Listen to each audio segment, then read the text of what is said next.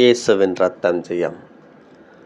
பெட்சலேலும் ஒகொலியாபும் மேலும் தூய அமைப்பு வேலை அனைத்தையும் செய்ய தெரியுமாறு ஆண்டவரிடமிருந்து அறிவு கூர்மையும் தொழில் திறமையும் பெற்றிருந்த கலைஞர் யாவரும் ஆண்டவர் கட்டளையிட்டபடி வேலை செய்யட்டும்.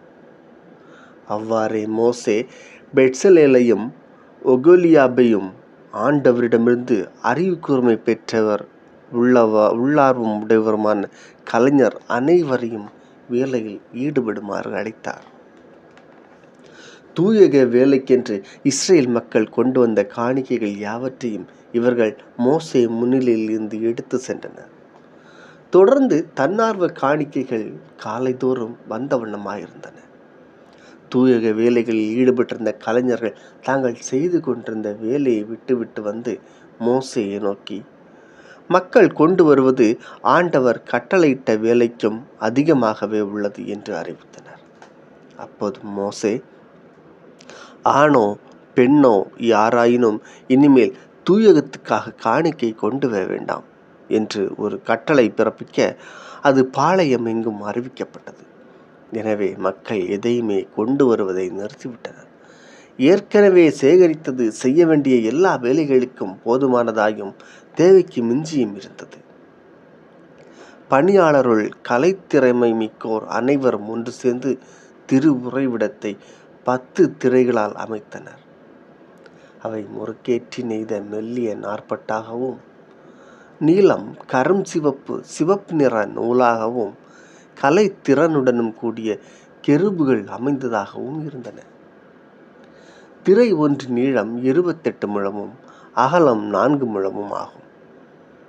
ஒரு திரையின் அளவே எல்லா திரைகளுக்கும் இருக்கும். இவற்றுள் 5 திரைகள் ஒன்றாகவும் ஏனைய 5 திரைகள் ஒன்றாகவும் இணைக்கப்பட்டன.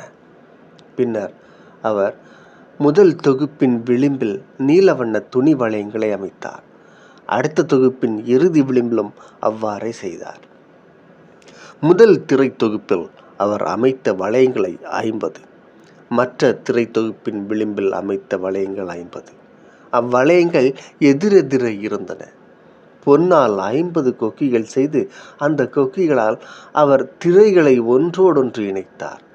இவ்வாறு ஒன்றிணைந்து திரு உறைவிடம் அமைந்தது. திரு உறைவிடத்தில் மேலே கூடாரம் அமைப்பதற்கு வெள்ளாட்டு மயிரால் மூடுதிரைகள் செய்தார். 11 மூடுதிரைகள் செய்தார். ஒரு மூடுதிரையின் நீளம் 30 முழமும் அகலம் 4 முழமும் ஆகும். 11 மூடுதிரைகளுக்கும் அளவு ஒன்றே. இவற்றுள் 5 மூடுதிரைகளை ஒன்றாகவும் மற்ற 6 மூடுதிரைகளை ஒன்றாகவும் இணைத்தார். முதல் மூடுதிரை தொகுப்பின் ஓரத்தில் 50 வளையங்களை அமைத்தார். அவ்வாறு 50 வளையங்களை அடுத்த மூடுதிரை தொகுப்பின் ஓரத்திலும் அமைத்தார். ஒரே கூடாரமாக ஒன்றிணைந்து அமைக்க 50 வெண்கல கொக்கிகள் செய்தார். மேலும் செந்நிறமாக 18 செம்மறி ஆட்டுக்கிடாய் தோள்களாலும் வெள்ளாட்டு தோள்களாலும் கூடாரத்துக்கு ஒரு மேல் விரிப்பு செய்தார்.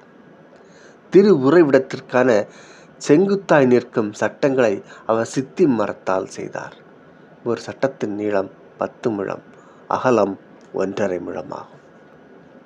சட்டம் ஒவ்வொன்றை பொறுத்த 2 கொழுத்துகளும் வீதம் திரு உறைவிடத்தின் எல்லா சட்டங்களும் செய்தார். திரு உறைவிடத்திற்காக சட்டங்களை அவர் செய்த முறை: தெற்கே தென் திசை நோக்கி நிற்க செய்யப்பட்டவை 20 சட்டங்கள்.